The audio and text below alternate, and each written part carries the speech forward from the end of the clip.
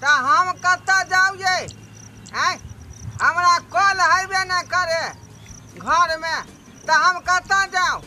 पोखरिया झाकरी न लोग अतै। अहाँ के बुझबाक चाहिए जे बेटी पुतौ नहाय छै त कैला कनी जा अंदर ठहर के खिल हैं? अभी धारा पैखाना के लोग रोकै है।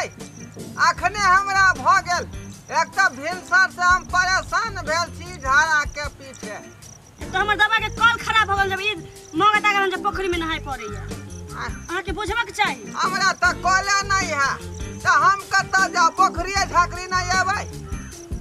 पोखरिया करके आ जतखिन एक बार आ गेलखिन हन जे की कहलखिन? कहली जे एक बार कैला आ गेलखिन कनी खोखियो करके त एतखिन। बुझियो नहीं ना देखलौ अन चोख में। आय अपने के छथिन नेपाल छूता के छथिन पट चल आबै छथिन। झाड़ा पीरे से अपने हम परेशान भेल छी बुझलियै। भर दिन है जे कुठा हो है भर रात भेल हन बुझलखिन। ते दुआरे अहाँ के नहीं देख पेलौ हम। हैं नहीं देख पेलौ हम। नहीं कोनो दिक्कत है खाली उधर घूम जाथिन। ठीक है जल्दी कर लेथिन आ जाथिन।